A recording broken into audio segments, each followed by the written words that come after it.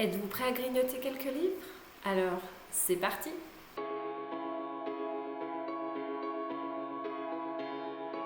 Bonjour et bienvenue sur cette nouvelle vidéo. Aujourd'hui, je vais vous montrer les achats que j'ai effectués sur le mois de septembre. J'ai failli faire un mois sans achat. Mais j'ai craqué le dernier jour. Non, je les ai reçus chez moi le 30 septembre. Mais je n'ai pas eu le temps de les ouvrir avant début octobre. Mais ça compte pour septembre, je fais comme je veux. J'ai fait une commande chez Gilbert Joseph, il y avait des promos sur les livres d'occasion. Et j'ai un petit peu craqué. Tout petit peu. Vraiment un tout petit peu. Donc je vous montre ça tout de suite. Le premier que j'ai sous la main, il n'y a pas d'ordre, hein, c'est vraiment juste ce que je l'ai sous la main. C'est Dragon déchu de Peter F. Hamilton dans les éditions Brajlon. J'ai Peter F. Hamilton dans ma pile à lire, c'est La Grande Route du Nord, je crois, que je n'ai encore pas lu. Mais celui-là me faisait bien envie au niveau du résumé. Alors je pense que c'est un mélange un peu science-fiction, fantasy peut-être un peu, je sais pas trop. Je vous lis le résumé, ça sera plus simple. Enfant, Lawrence Newton rêvait de devenir pilote de vaisseau. Malheureusement, au XXIe siècle, l'âge du vol spatial touche à sa fin et Lawrence se retrouve 20 ans plus tard sous les ordres des mégacorps, les dernières à détenir des vaisseaux spatiaux. Désormais sergent, il est envoyé avec son bataillon sur un autre monde pour ce que ses employeurs appellent cyniquement un retour sur investissement. Comprenez un acte de piraterie pur et simple. Lors d'une patrouille à la surface, Lawrence apprend l'existence du temple du dragon déchu, un lieu saint où une secte vénère des créatures mythiques. Une information qui a de quoi éveiller la curiosité du sergent, car on dit que ces prêtres gardent des richesses qui vont au-delà de toute imagination. Mais est-ce vraiment une bonne idée pour Lawrence de monter en douce sa propre expédition? Voilà. Écoutez, j'en sais pas plus. J'ai pas vu de retour dessus, mais le pitch m'a plutôt attiré, donc je vais voir ce que ça donne. Le deuxième que j'ai trouvé, il s'agit du Journal intime d'un dieu omniscient de Adrien Mangol dans les éditions HSN. Celui-là, ça fait un moment que je voulais me le prendre, qu'il était dans ma wishlist avec un autre aussi qui est un peu plus loin. J'ai très envie de découvrir cette histoire. Je trouve le ton utilisé dans le résumé déjà très particulier et je pense que ça va me plaire. C'est un peu une vibes ironique, un peu à la Terry Pratchett, je trouve. Donc, je vais voir ce que ça donne, je n'en sais pas plus. Je vous lis quand même le résumé. Le dieu omniscient en question a fait de moi son prête-plume. Disposant d'un peu de temps libre, il s'improvise guide pour vous faire découvrir sa planète. S'il vous plaît, ayez pour lui une certaine indulgence si ses obligations le rattrapent. Il a beau être un dieu, il n'aurait pas besoin de mon aide s'il était sans faille. Ismaël, diantre, il me surveille jusqu'ici. Puisque je ne pourrais pas en dire plus, je le laisserai se présenter selon ses propres mots. On a 3 petits sigles. Voilà. Chers lecteurs, chères lectrices, les humains sont passés de mode. Bienvenue dans une société d'eau, de feu et de roche. Bienvenue dans un monde où les villes naissent, la révolution approche et le jour paraisse. Bienvenue sur Astria. Écoutez, il me tente vraiment beaucoup. Je pense que je risque de l'intégrer à mon Pumpkin Autumn Challenge assez rapidement, j'ai très envie de le lire. Le prochain que j'ai trouvé, il s'agit d'un roman d'Aurélie Weinstein, La mort du temps, chez Scrinéo, que je n'avais pas vu passer. J'en ai vu d'autres de cette autrice, mais pas celui-ci. Et j'avoue que le pitch m'a happée, en fait. Pourtant, j'ai l'impression que ça va être un peu noir quand même, mais j'aime bien le résumé. Un éclair aveuglant suivi d'une terrible onde de choc. En l'espace de quelques minutes, un séisme temporel ravage la Terre et la vie de Calista bascule. Le monde qu'elle connaissait n'est plus. Les différentes époques se sont mélangées. Les corps des survivants ont fusionné les uns avec les autres ou avec leur environnement. Indemne, Calista avance au hasard à la recherche d'un refuge dans ce chaos.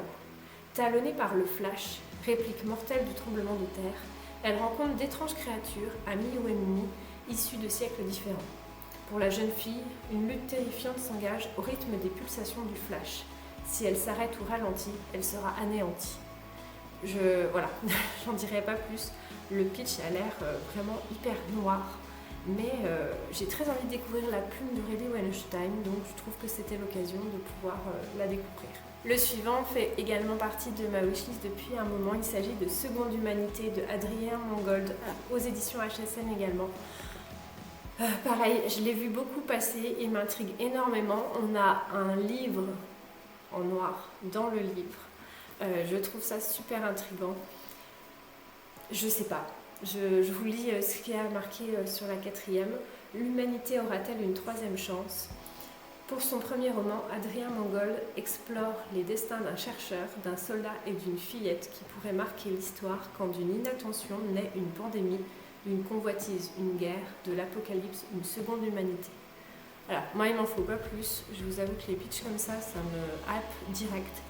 Et j'ai plutôt hâte de voir également ce qu'il va donner. Ensuite j'ai pris des petits formats, beaucoup de petits formats. Le premier que j'ai trouvé, et je suis très contente de l'avoir trouvé, ça faisait un moment que je le cherchais, il s'agit de Célestopol de Emmanuel Chastelière dans les éditions Libretto. J'ai Célestopol 1922, donc qui est le 2e opus de cet univers. Mais voilà, je cherchais Célestopol, je suis très contente de l'avoir trouvé. Et franchement, c'est tous des livres d'occasion, ils sont quasiment pas abîmés. Enfin, en tout cas, moi, à mon niveau, ça ne me dérange pas. Ils sont un peu cornés sur les bords, mais franchement, ils ont rien. J'ai très hâte de découvrir Emmanuel Chastelière. J'ai déjà lu un de ses romans et j'en ai du coup maintenant 3 dans ma pile à lire. Donc il va falloir que j'essaye quand même de les lire. J'aime beaucoup ce que propose l'auteur, j'aime beaucoup sa plume. Donc là, on est sur un recueil de nouvelles, sur une planète, je crois que c'est sur la Lune. Ouais. Célestopol étant la cité lunaire de l'Empire de Russie. Donc écoutez, je suis très intriguée et maintenant je vais pouvoir commencer par cet opus-là avant de pouvoir enchaîner sur Célestopol 1922. Le prochain, je ne le connaissais pas, mais la couverture m'a attirée. J'ai lu le résumé, j'ai fait « ouais vas-y, ça a l'air complètement décalé ». Du coup j'ai pris. Il s'agit de Théâtre des dieux de M. Sudain dans les éditions Le Livre de Poche. Alors, au niveau du résumé, je vous le lis.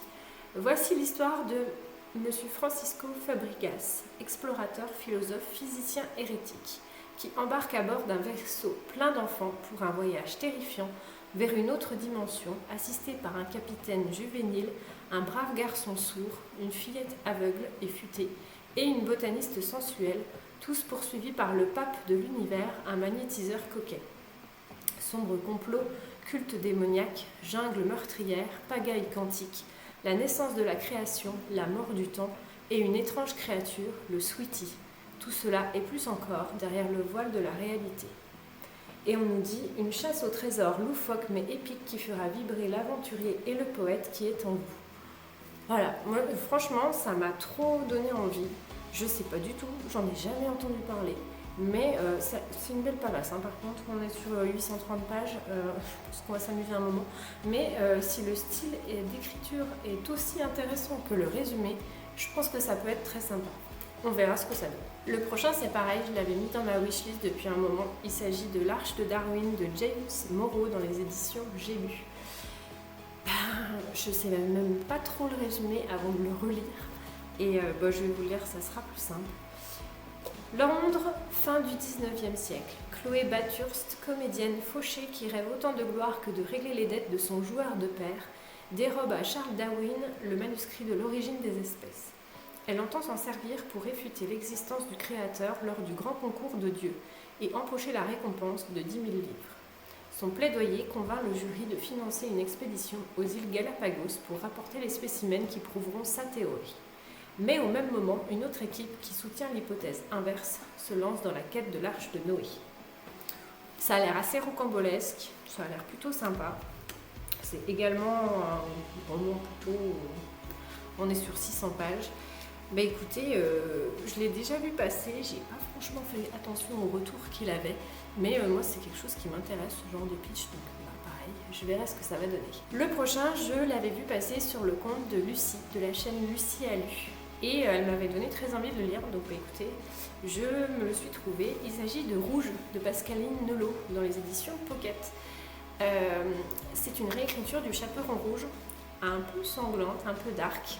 Je ne relirai pas le résumé, mais voilà ce que j'en sais. Donc ça m'intéresse de voir ce qu'on peut faire avec le conte du Chaperon Rouge, c'est pas celui qu'on voit le plus souvent passer en réécriture, donc je suis plutôt intéressée par ce genre de réécriture.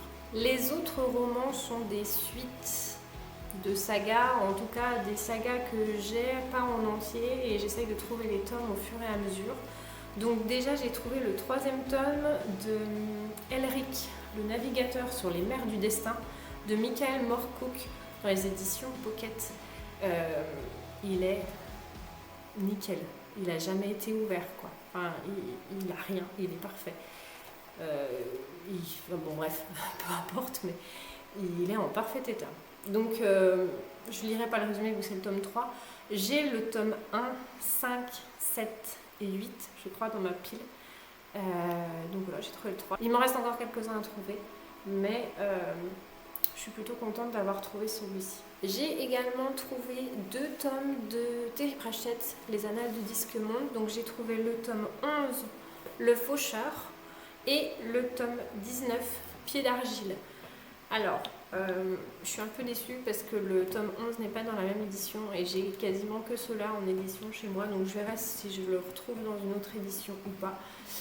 J'en suis pas encore au tome 11, donc j'ai un peu de marche. J'en ai encore quelques-uns au milieu, plus tous ceux de la fin que je n'ai pas encore. Mais voilà, je continue petit à petit à me les procurer. Dès que j'en trouve un ou deux, je les prends. Écoutez, j'aime toujours autant cette série. Le Faucheur, je pense que c'est sur la partie sur Mortimer, donc le cycle de la mort.